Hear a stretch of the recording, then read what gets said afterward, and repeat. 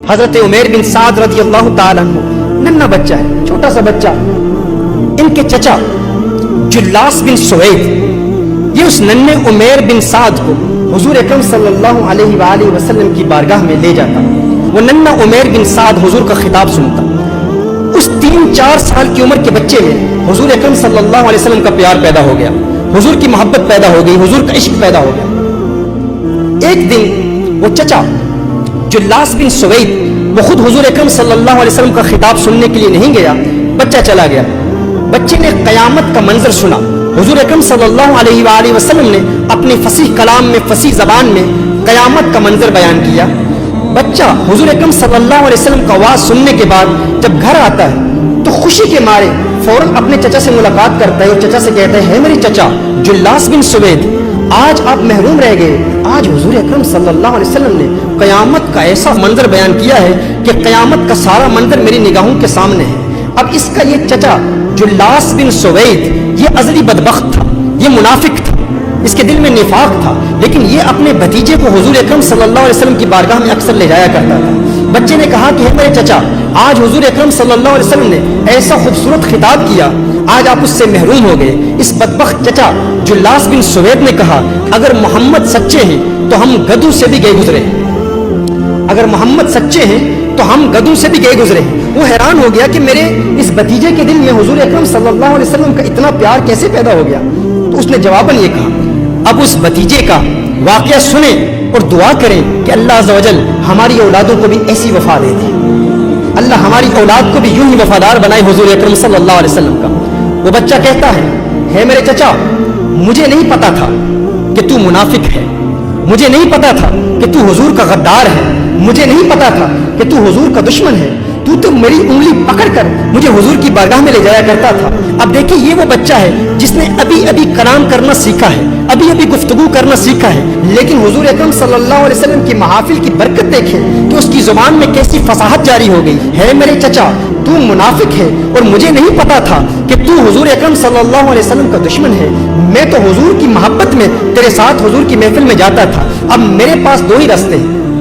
ایک راستہ یہ ہے کہ میں حضور کو اطلاع نہ دوں، خاموش ہو جاؤں اور حضور کو کچھ نہ بتاؤں، اور دوسرا یہ ہے کہ میں حضور سے وفاؤں کا اظہار کرتے ہوئے حضور کی بارگاہ میں حاضر ہو کر حضور کو بتا دوں کہ تو منافق ہے.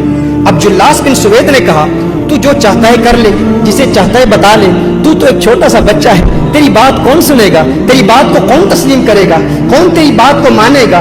ابھی تو نے بات کرنا سیکھا ہے، ابھی تو نے کلام کرنا سیکھا ہے، جا جسے چاہتا ہے بتا. وہ بچہ جاتا ہے، حضور اکرم صلی اللہ علیہ وسلم کی بارگاہ میں حاضر ہوتا ہے اور عرض کرتا ہے یا رسول اللہ صلی اللہ علیہ وسلم. اب ذرا تخیل باندھنے کی کوشش کریں، چشم تصور سے اس منظر کو دیکھنے کی کوشش کریں. وہ بچہ حضور اکرم صلی اللہ علیہ وسلم کی بارگاہ میں حاضر ہو کر عرض کرتا ہے یا رسول اللہ صلی اللہ علیہ وسلم، آقا میں اپنے چچا سے بیزار ہوں، میں اپنے چچا سے بیزاری کا اعلان کرتا ہوں. حضور اکرم صلی اللہ علیہ وسلم نے ارشاد فرمایا ہے عمیر بن سعد کیا بات ہے ننھے کیا بات ہے، کیوں بیزاری کا اعلان کرتا ہے. اس نے کہا یا رسول اللہ صلی اللہ علیہ وسلم، میں اپنے چچا کے پاس گیا اور بڑی خوشی سے چچا سے کہا کہ آج حضور کا خطاب اتنا خوبصورت تھا، لیکن میرے چچا نے جواباً کہا کہ اگر محمد سچ کہتے ہیں تو ہم گدھوں سے بھی بدتر ہیں، وہ تو آپ کا گستاخ ہے. حضور اکرم صلی اللہ علیہ وسلم نے فوراً صحابہ کرام علیہ رضوان کو بلایا. میرے آقا صلی اللہ علیہ وآلہ وسلم نے ارشاد فرمایا ہے صحابہ تمہارا کیا مشورہ ہے، تم کیا مشورہ دیتے ہو، اور مشورہ کرنا یہ میرے آقا صلی اللہ علیہ وآلہ وسلم کی سنت ہے.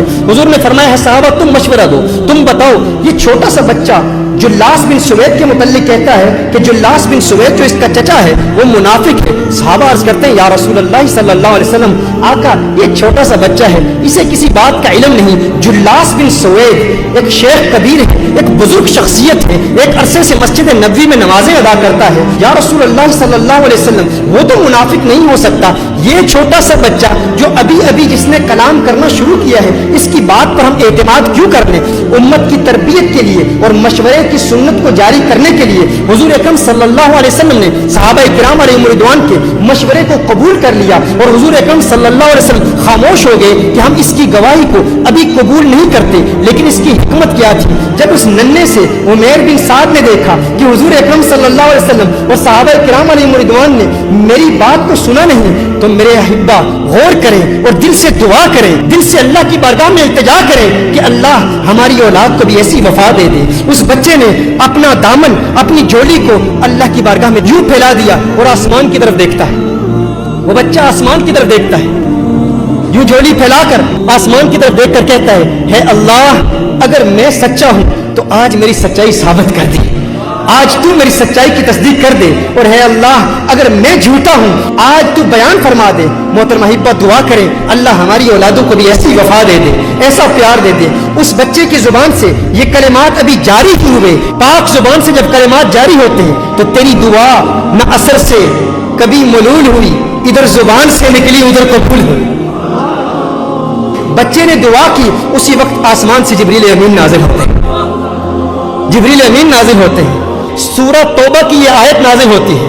جب بچے نے کہا یا رسول اللہ صلی اللہ علیہ وسلم میرا چچا منافق ہے, ادھر جلاس بن سوید نے بھی قسمیں کھانا شروع کر دیا, یہ بچہ کچھ نہیں جانتا, یہ میرا بھتیجا جھوٹ بول رہا ہے, میں نے حضور کے متعلق ایسا کچھ نہیں کہا, میں نے کوئی گستاخی نہیں کی. تو جبریل آئے اور سورہ توبہ کی یہ آیت نازل ہوئی. اللہ نے ارشاد فرمایا یحلفون باللہ ما قالوا ولقد قالوا کلمۃ الکفر.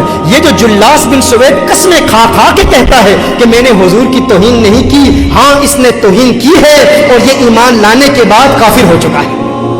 حضور اکرم صلی اللہ علیہ وآلہ وسلم پر جب یہ وحی نازل ہوئی تو میرے آقا صلی اللہ علیہ وسلم نے فوراً اس ننھے عمیر کو اپنے قریب بلایا. میرے آقا صلی اللہ علیہ وسلم نے اس سے لاڈ کیا, پیار کیا, اور میرے آقا ارشاد فرماتے ہیں تو کیسا خوش بخت ہے, تو کیسا خوش قسمت ہے, تو یہاں پر گواہیاں دے رہا ہے اور تیری گواہیوں کی تصدیق کے لیے جبریل امین ساتوں آسمانوں سے نازل ہو کر دنیا میں آتے ہیں اور اللہ کی وحی نازل ہوتی ہے.